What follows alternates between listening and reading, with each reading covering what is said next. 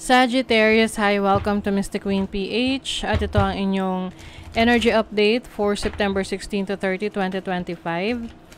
If you're interested in private readings, meron tayong 50% discount sa mga tarot reading services hanggang September 30, 2025. Ayan. So, kung interesado kayong magpa-private reading, meron tayong link sa description at sa pinned comment kung paano mag-book for a private reading. And please like, share, subscribe ang ating channel. And comment na rin kayo kung kayo naka-resonate. Paalala lang, ang reading na to ay general reading. So, maaari kayo makarelate, maaari hindi. Just take what resonates. Okay, Sagittarius. What is up? What's the energy for you? September 16 to 30.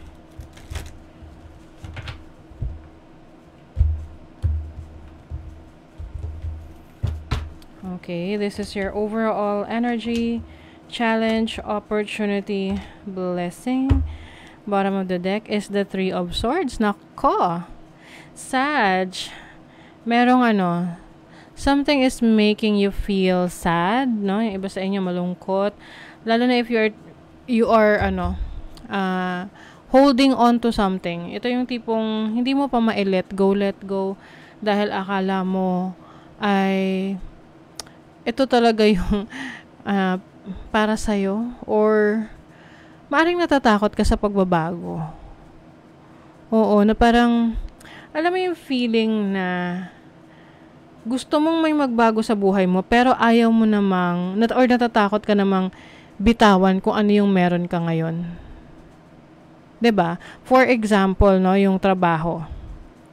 Alam mo hindi ka masaya sa trabaho mo. Gusto mong may magbago, pero natatakot ka namang i-let go yung work mo. Kasi nga, pwedeng nagiging sigurista ka, no? Kaya somehow, ikaw yung nahihirapan.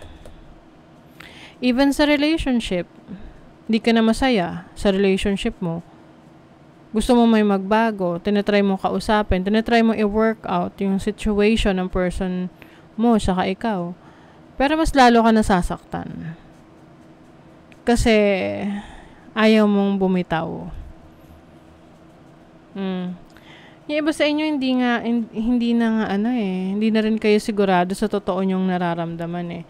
Yung iba kasi alam mo yung feeling na may guilt, natatakot ka na. Not actually natatakot, but you feel guilty na baka ikaw yung sisihin. Kaya iniisip mo na lang na okay, kung ano na lang mangyari. Pero ikaw yung nahihirapan. Lovers. Seven of Cups, confusion. Hindi na niya alam kung ano yung gusto niya. So, pwedeng ikaw to or the person that you're dealing with. Pwede kasi, alam mo na sa sarili mo na itong person na to ay hindi na nakapagpapakita sa'yo ng pagmamahal, pag-aruga, pag-alaga, alam mo yun, pagdating sa relationship eh. Pero you're still holding on to this relationship. Kasi nga, feeling mo, wala nang darating, 'di ba? Even sa trabaho, you are holding on to a job na niisip mo na baka hindi ka na makakuha ng ganong klaseng trabaho na magbibigay sa iyo ng certain amount of income. 'Di ba? But, the fool is about taking a risk. It's time to take a risk. Of course, this is your, ito yung sarili mong desisyon yan, 'di ba? Na maglakas ng loob. O, ayan, tinatanggal. Umaalis ka sa limitasyon mo eh. Meron kasing mga tao na ayaw kang makita na umunlad or umalis sa comfort zone mo. Kasi alam nila, the moment na umalis ka sa comfort zone mo, mas maaangatan mo sila. Your overall energy is the Wheel of Fortune. It's about shift. It's about change. Change ng direction. So, some of you, meron kayong pagbabago na gagawin or ibang direksyon na tatahakin. Ang challenge mo is paano mo i-let go yung mga bagay na alam mong sira na, wala na, hindi na matatag, durog na, nagko-collapse na. 'Di ba? It's time to release the things or situation, people that are no longer serving your highest good. And your opportunity is to focus doon sa mga bagay na nasimulan mo na, inaalagaan mo. This can be your career. Be more patient. 'Di ba? Mas maging, ano bang Tagalog ng patient? Yung naghihintay ka, no, na willing to wait. English pa rin. Ewan ko kung ano yung pinaka-eksaktong ano. But, alam mo kung kailan ka dapat maghintay at kung kailan dapat mag-give up or mag-let go na.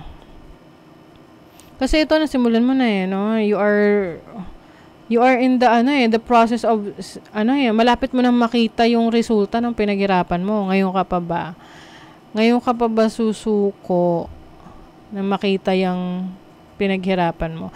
I'm seeing a transition kasi, na parang, eto, dalawang sitwasyon. Yung isa, gusto mo nang bitawan pero hindi ka pa sigurado kasi dito sa bago. Kaya, you are still holding on to this. Pero, kailangan mong mamili, no? Your blessing is the Eight of Pentacles. This is mastery. So, pagdating sa trabaho, career, business, you are mastering your craft. You are focused on your goals. Kapag naging focus ka, you are delivering, kumbaga na-i-deliver mo kung ano yung nire-require nung goals mo, definitely, ma-achieve mo yan.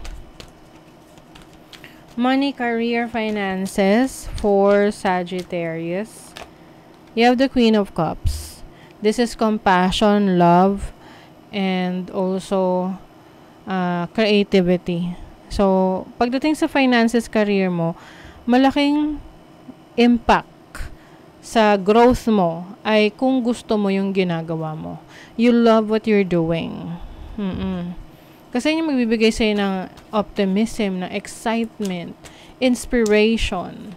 'Di ba? Yung fulfillment dapat nandun. Kahit mahirap yung ginagawa mo, at the end of the day, masaya ka. 'Di ba? Hindi mo mararamdaman yung pagod Sa love life, oh my God. I think iba sa inyo, love life ang let go ninyo. Kasi judgment is about, rebirth. It's a brand new you. May mga nare-realize ka na sa sitwasyon mo sa relationship na, ay, ito palang taong to is ganito. Hindi na nag-a-align sa gusto ko para sa buhay ko in the future. So, you are rethinking your relationship. Or yung iba, if you're single, you are going through a transformation. You are reinventing yourself para mag-align ka dun sa gusto mong i-attract na person para sa'yo, na romantic connection. 'Di ba? And nagkakaroon ka na rin ng awareness, no? Yung mga bagay na alam mong, like for example, yung ugali mo na hindi mo gusto, na na-realize mo na ito pala ang ugali kong to ay hindi nakakabuti sa relationship. Now, you are changing for the better. 'Di ba? You're realizing yung mga, mga shortcomings mo. Crane. Crane is commitment. So, importante talaga na meron kang commitment sa ginagawa mo, sa sarili mo. Hindi lang yung bahala na si Batman. Ano yung mangyayari?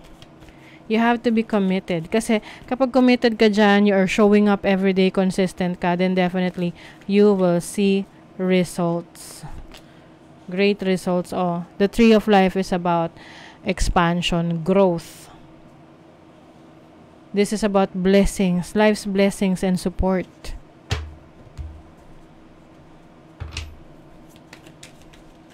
You will experience life's blessings, support from the people na dinideserve mo.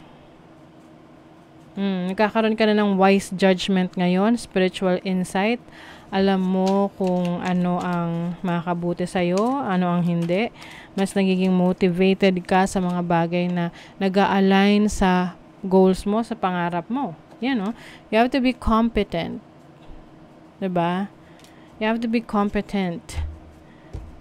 Always show up for your goals, for your dreams. Para yung goals and dreams mo rin ay magbibigay ng reward sa'yo. May kita at makikita mo yun Soul alignment. It's time for a radical change. 'Diba? How can you show up? O, 'di ba? Ito yung sinasabi ko sa inyo.